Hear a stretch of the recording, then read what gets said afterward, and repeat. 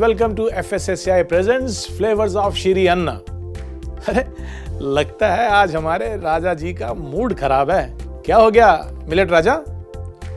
अरे भाई, हम तो डिश बनाकर मिलेट्स को प्रमोट कर रहे हैं, सरकार भी तो कुछ कर रही होगी। बिल्कुल कर रही है। अभी हाल ही में जो G20 समिट हुआ था, वहां पर आए विदेशी मेहमानों को एक से एक बेहतरीन मिलेट की डिशेस बनाकर सर्व की गई थी। और इसके अलावा पार्लियामेंट की कैंटीन में मिलेट्स का मेन्यू बना दिया गया है। और कहते हैं कि बनारस में जो काशी विश्वनाथ मंदिर है, वहां पर भी अब यह तय किया गया है कि प्रसाद जो है वो मिलेट से बनाया जाएगा। मैं आपको एक और बात बताना चाहता हूं मिलेट राजा, कि जो हमारी गवर्नमेंट है वो प्राइवेट कंपनीज के साथ मिलकर मिलेट कैफेज के ऊपर बहुत जोरों शोरों से काम कर रही है। हैं? सच? तो देखा आपने मिलेट राजा, सरकार बहुत से काम कर रही है ना। आप बिल्कुल भी नाराज मत होए। तो आज आप क्या बना रहे हैं? आज मैं बनाने वाला हूं सेसमी और finger millet croquettes. Finger millets यानी रागी। ये अंग्रेजी में मिलेट्स को अजीब अजीब नाम क्यों दिए गए हैं? दरअसल रागी जिस पौधे पे उगती है, उसका जो ऊपर का आकार है वो फिंगर्स यानी उंगलियों की तरह होता है, तो इसलिए उसको फिंगर मिलेट कहा जाता है। समझे राजा जी? समझ गया। जैसा मैंने आपको पहले बताया, आज हम बनाने वाले हैं sesame and finger millet croquettes. ये बहुत ही लाजवाब डिश है।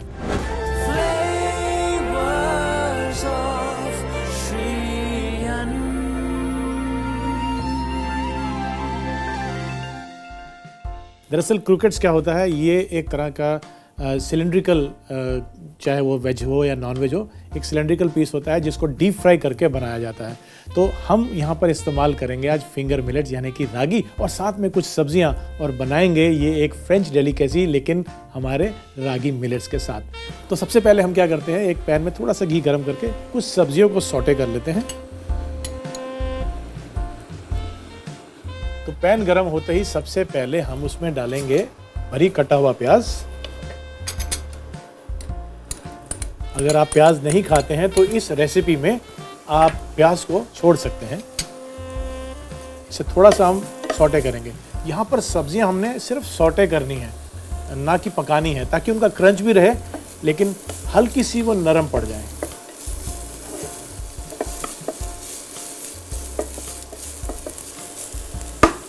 अब देखेंगे कि प्याज जो है वो सुनहरी हो गए हैं। अब इसमें हम डालेंगे ये बीटरूट।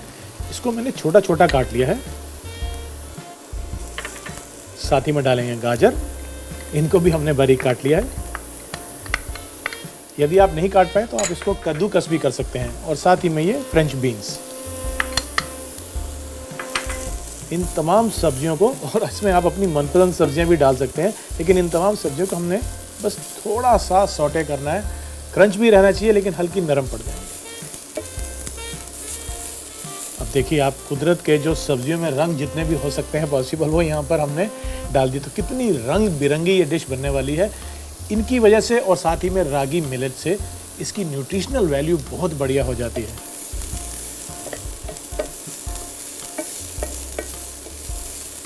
बस 1 से 2 मिनट हमने इसको सौटे किया और इसको हम हटा लेते हैं और यहाँ पे रख लेते हैं।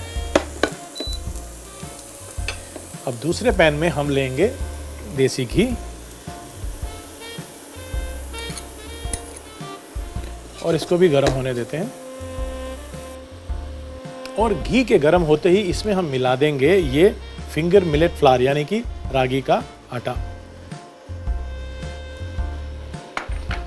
और आटा डालने के बाद हमने इसको मिक्स करना है और धीमी आंच पर इसको पकाना है, ताकि जो रागी के आटे का कच्चापन है वो दूर हो जाए।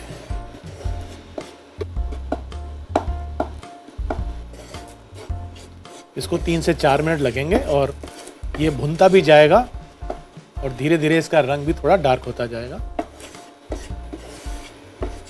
इसका टेक्सचर भुनने के बाद थोड़ा बालू जैसा होता है, थोड़ा कोर्स, थोड़ा रफ रहता है। हमने इसको भून लिया है और एक महक सी जब आने लग जाती है, इसका कच्चापन जब दूर होता है, तो इसकी एक कैरेक्टरिस्टिक स्मेल जो होती है वो आना शुरू हो जाती है। लीजिए, रागी का जो आटा है वो अच्छे से भुन चुका है। अब इसमें जो सब्जियां हमने सौटे की थी वो इसमें मैं मिला लेता हूँ। ये सब्जियां जो कि अब थोड़ी सी नरम भी पड़ चुकी हैं, ये इनमें मिला लेते हैं।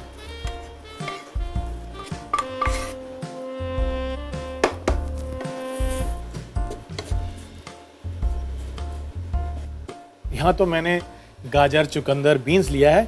आप इसमें अपनी मनपसंद सब्जियां भी डाल सकते हैं और ये कलरफुल होता है, तो जब क्रोकेट्स बन के फ्राई होता है और इसको हम तोड़ते हैं बीच में से, तो ये बहुत ही रंगीन और बहुत ही कलरफुल लगता है। अब यहाँ पर मैंने आलू को उबाल के मैश किया हुआ है, वो भी इसमें मिला लेते हैं हम।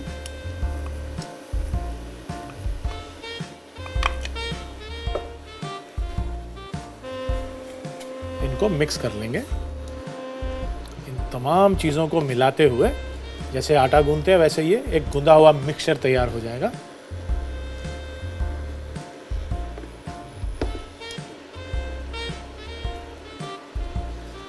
तो चलिए, इसको मिलाने के बाद अब बारी आती है इसकी सीजनिंग करने की। तो उसके लिए मैं इसमें डालूंगा कुछ मसाले। सबसे पहले आइए इसमें डालते हैं नमक और ताज़ा कूटी हुई काली मिर्च।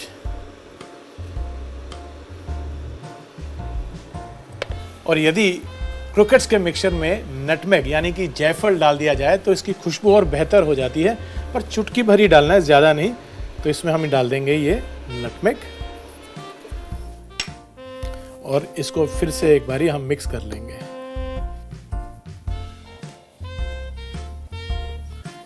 अब इसमें हम डालेंगे बारीक कटा हुआ हरा धनिया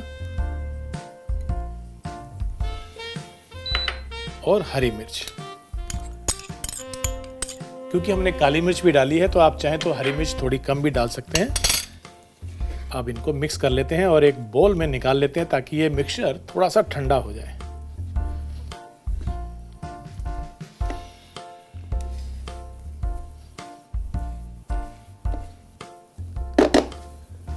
यहाँ पे हम एक बोल लेते हैं और ये मिक्सचर हम इसमें निकाल लेते हैं।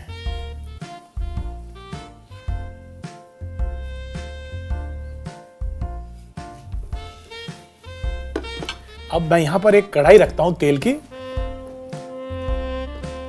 और इसमें मैं तेल गरम कर लेता हूँ। जब तक ये तेल गरम होता है, आइए हम क्रोकेट्स बना लेते हैं। मिक्सचर को अच्छे से पहले हमने मिक्स करना है और मिक्स होने के बाद इसके हमने छोटे छोटे गोले बना लेने हैं। तो इस तरह से हम एक पोर्शन लेंगे गोले का और उसको हाथों में सिलिंड्रिकल शेप देंगे हम, कुछ इस तरह से।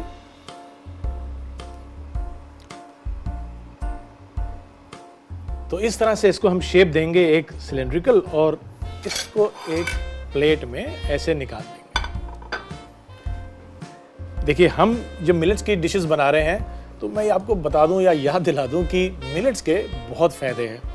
अब मिलेट्स की जो फसल है इसको उगाने से ही पोल्यूशन कम होती है, तो ये हमारे क्लाइमेट चेंज के लिए भी बेहतर है और हमारी फूड सिक्योरिटी के लिए भी बहुत बढ़िया चीज़ है।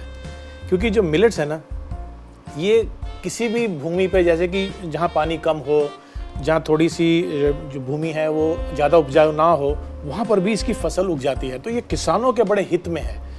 तो मिलेट की पैदावार में ही हमारी सबकी भलाई है। तो ये लीजिए, हमने मिलेट्स के क्रोकेट बना लिए हैं और ये है लास्ट क्रोकेट का पीस। इसको भी हम बना लेते हैं इस तरह से।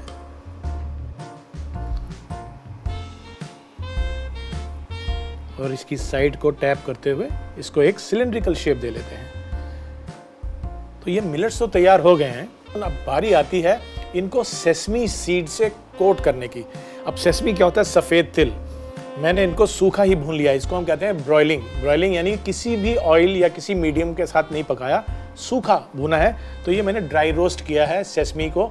इससे इसके जो एसेंशियल ऑयल होते हैं वो भी खिल के सामने आते हैं, इसकी खुशबू बेहतर हो जाती है और क्योंकि ये टोस्टेड होते हैं तो इसमें कच्चापन भी नहीं होता है। तो ये मैंने सेसमी सीड यानी कि सफ़ेद तिल को ड्राई रोस्ट करके रख लिया है। और अब एक छोटा सा हमें निज़ाम बनाना है, बैटर।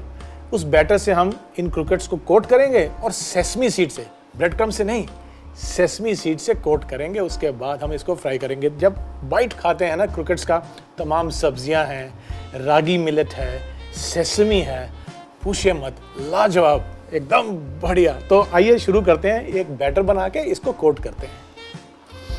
बैटर हम बिल्कुल सिंपल रख रहे हैं। एक बोल में मैदा लेंगे और इसमें हम थोड़ा सा नमक मिला लेते हैं और बहुत ही सिंपल सा बैटर बना रहे हैं जिसमें बस मैदा और पानी ही है। नमक इसलिए ताकि जब कोटिंग हो तो उसमें फीकापन ना आए।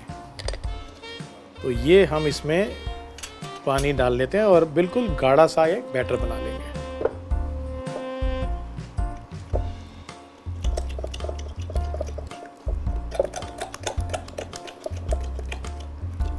जब एक बार गाढ़ा बैटर बन जाए फिर उसकी कंसिस्टेंसी हम थोड़ी सी पतली कर सकते हैं। अब इसको थोड़ा सा हम पतला करेंगे।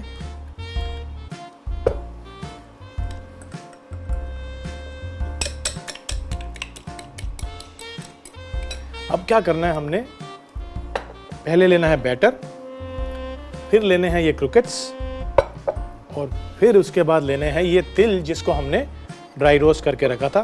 तो इन तिलों को हम इस प्लेट में डाल लेंगे और उसके बाद हमने क्या करना है कि हम एक एक करके क्रूकेट को इसके अंदर डालते जाएंगे इस तरह से और बैटर से उसको कोट करेंगे। और कोट करने के बाद इस तरह से तिल में रोल कर लेंगे। फिर से दूसरे क्रूकेट को भी इसमें डाल के बैटर से कोट करेंगे और तिल में रोल कर देंगे। ये भी हमने बैटर में डिप किया, निकाला और तिल में कोट कर दिया। अब क्या करते हैं, इनको भी एक बारी पूरा तिल से कवर करके रोल कर लेंगे हम। अब इस तरह से अच्छे से इसके ऊपर हमने तिल को लगाना है और तिल में ये पूरी तरह से कोट कर लेना है।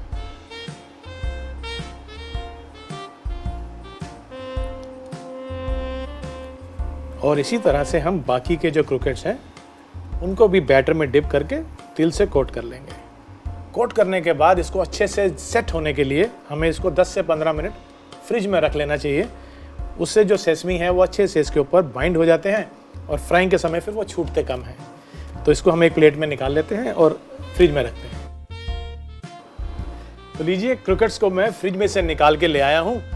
तेल तो हमारा गर्म है, तो आइए इसमें ये क्रूकेट्स डाल देते हैं और इसे सुनहरी होने तक फ्राई कर लेते हैं। इसमें हीट ज़्यादा नहीं होनी चाहिए क्योंकि सेसमी सीड नहीं तो जल्दी से कलर ले लेते हैं। धीमी आंच पे ही इसको हमने फ्राई करना है। और ये हमने इसमें सभी क्रूकेट्स को डाल दिया। इन्हें थोड़ा सा हिलाएंगे ताकि नीचे से ये कलर ना ले ले। क्रूकेट्स एक ऐसे बढ़िया स्नैक्स हैं कि ये वेजिटेरियन या नॉन वेजिटेरियन जैसा भी आप पसंद करते हो उस तरीके से इसको बना सकते हैं।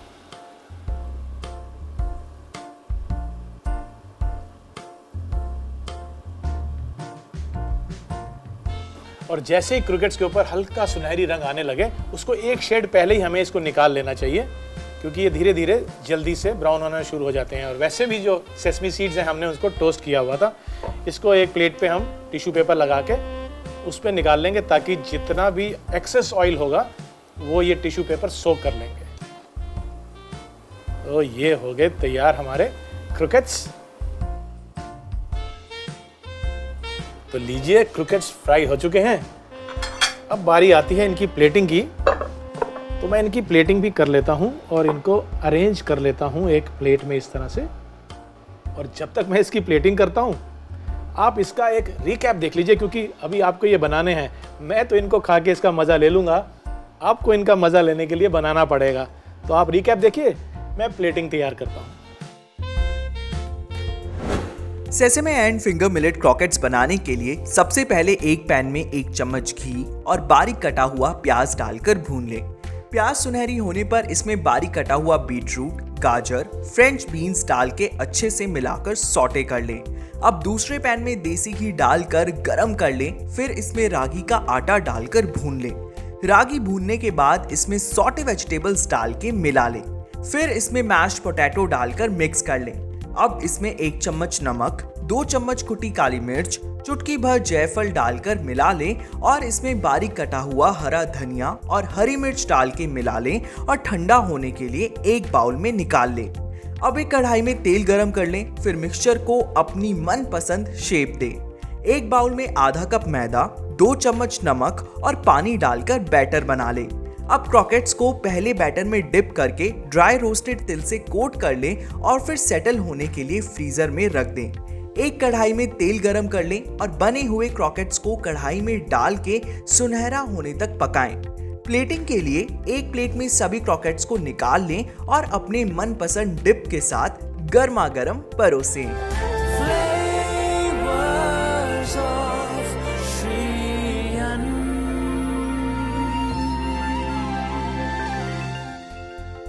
वो कहते हैं ना कि बिना ज्ञान सब सून। तो आइए इस सूनेपन को खत्म करते हैं और करते हैं ज्ञान की बात।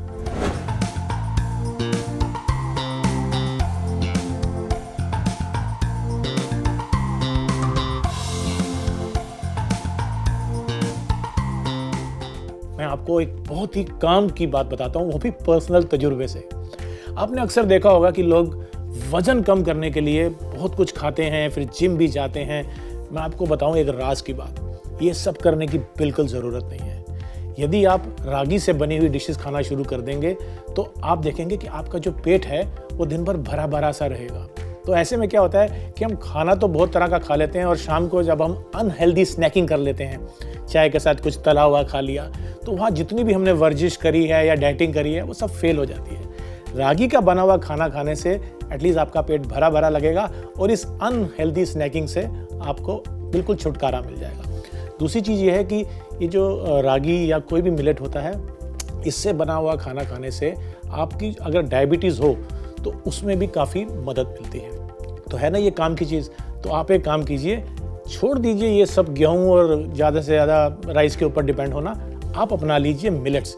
आपने जैसे ही मिलेट अपनी डाइट में शामिल किया तो जिम भी नहीं जाना पड़ेगा, खुद ब खुद आपका वजन भी कम हो जाएगा। है ना ये ज्ञान की बात।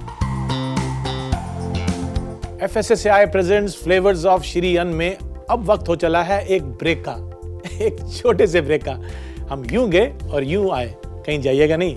मिलते हैं ब्रेक के बाद।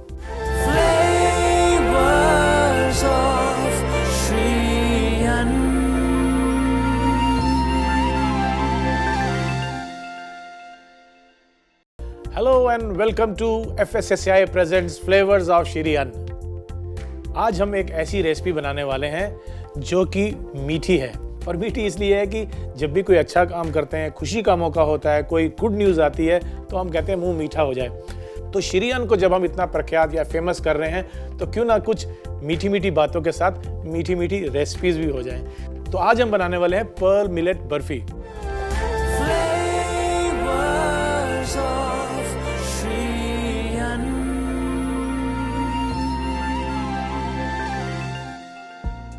पर्ल, ये पर्ल मतलब मोती, मोतियों जैसे दिखने वाला बाजरा, उसके आटे से हम बनाएंगे बर्फी।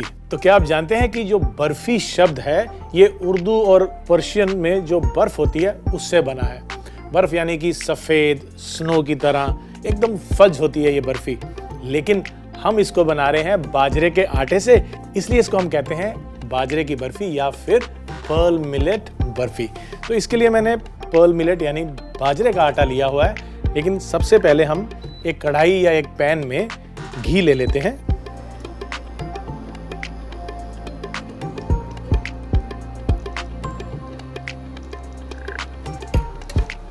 और घी के गर्म होते ही इसमें हम ये पर्ल मिलेट यानी कि बाजरे का आटा मिला देंगे।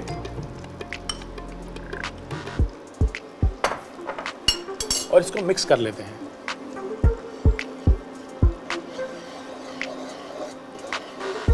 और मिक्स करने के बाद इसको धीमी आंच पर हमने पकाना है।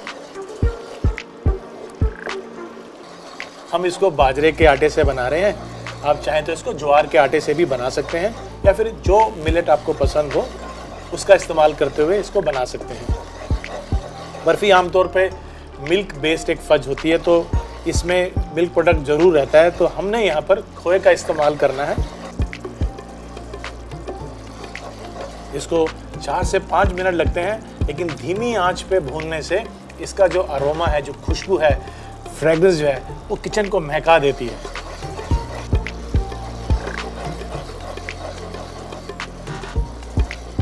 बाजरे के आटे से तो हम कई रेसिपीज बनाते हैं। आज भी हमारे गाँव में और छोटे शहरों में बाजरे का काफ़ी इस्तेमाल होता है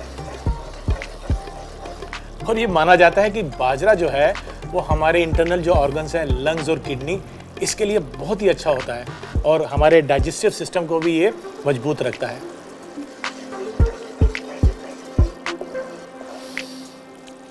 इसकी महक अब आना शुरू हो चुकी है और ये एक इंडिकेशन होता है कि जो हम भून रहे हैं, चाहे वो आटा हो, सूजी हो या फिर यहाँ बाजरे का आटा, अब ये धीरे धीरे कलर भी बदलता रहेगा और इसकी महक बता रही है कि ये तैयार होने वाला है।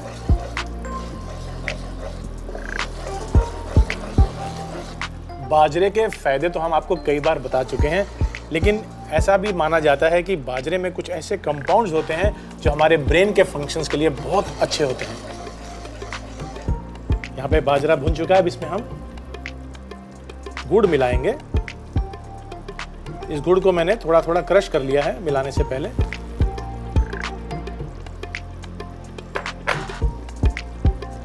अब ये धीरे धीरे मेल्ट होता जाएगा। साथ ही में इसमें हम डाल देंगे ये खोया।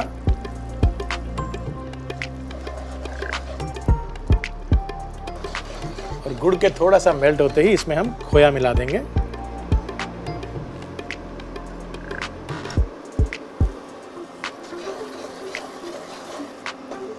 और इसको काफ़ी देर अब भूनना पड़ेगा ताकि ये मिक्सचर थोड़ा सा और गाढ़ा हो जाए और टाइट हो जाए।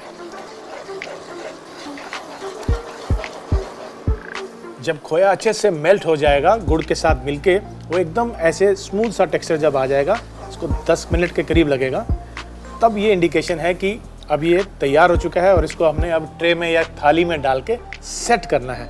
तो बंद करते हैं इंडक्शन को और मिक्सचर को हम ट्रांसफ़र कर लेते हैं एक ट्रे में या थाली में। मेरे पास ये ट्रे है, इसमें मैंने नीचे थोड़ा सा देसी घी लगा लिया है, तो ग्रीस कर लिया है और ये मिक्सचर मैं इसमें ट्रांसफ़र कर दूंगा।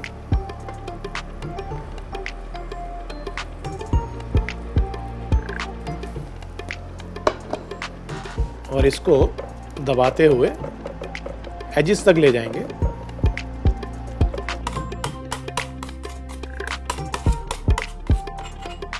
साइड्स को बराबर करते हुए एकदम समतल कर लेंगे इसको।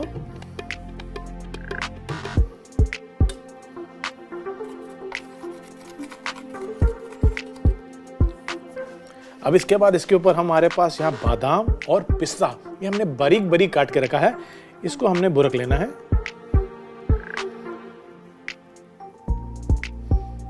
और चारों तरफ हमने कवर कर लेना है बर्फी को इस बारीक कटे हुए नट्स के साथ। तो बस इसको अब सेट करने के बाद हमने जो नट्स डाले थे उसको भी हल्का हल्का टैप कर देते हैं ताकि वो भी इसमें अच्छे से सेट हो जाएं, अंदर चले जाएं थोड़े से। अब इसको हमने ठंडा होने के लिए रखना है। थोड़ी देर ठंडा करेंगे, उसके बाद मन चाहे आकार में इसके हम पीसीस काट सकते हैं। अब बारी आती है इसको काटने की, लेकिन उससे पहले थोड़ा सा इसको डेकोरेट कर लेते हैं और मैं लेता हूं ये चांदी की वर्क। इस तरह से हल्के हाथों से हम इस पे वर्क लगा देंगे।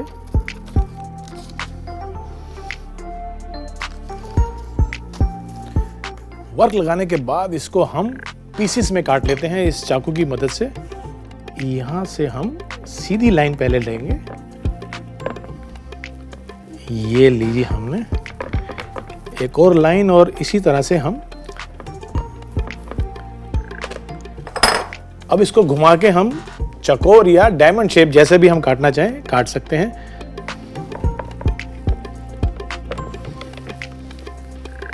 और ये जो साइड की एजेस हैं इसको हम हटा देते हैं। और एक सर्विंग प्लेट में जो मेरे पास यहाँ पर पड़ी है, इस सर्विंग प्लेट में हम इन पीसेस को अब निकाल लेते हैं।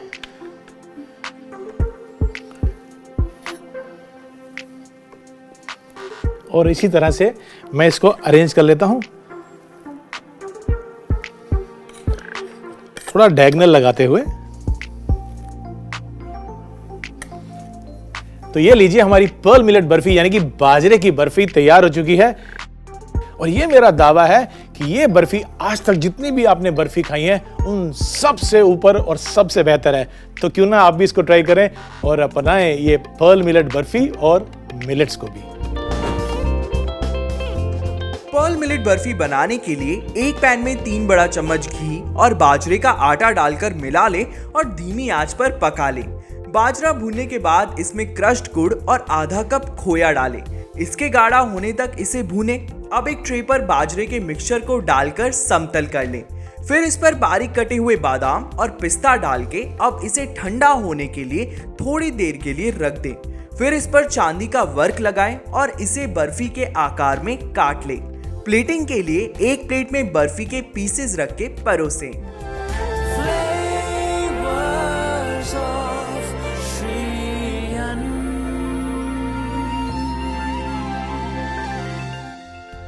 तो मिलते हैं अगले एपिसोड में एक और लाजवाब रेसिपी के साथ। तब तक के लिए श्री अन्न को अपनाइए और बीमारियों को भगाइए। Do take care of yourself. नमस्कार। Can we remove this please? No. ठीक है, मैं पीछे बोलता हूँ ये लास्ट लाइन। लास्ट लाइन ही बोलनी है ना सिर्फ पीछे। मैं आपको ऐसे बोलूंगा तो पास आ जाना उस समय। तो इस तरह से हल्के हाथों से हम उड़ रहा है। नहीं तो यहीं से अच्छा ठीक है, दोबारा लेते हैं जी। बस ये लास्ट है, इसके बाद तो थोड़ा सा सेटअप फिर चेंज होगा, ये सब हटा देंगे। हम कोशिश करते हैं अपना वजन कम करने की। उसके लिए हम तरह तरह के टेक टू खाली निकला हुआ पेज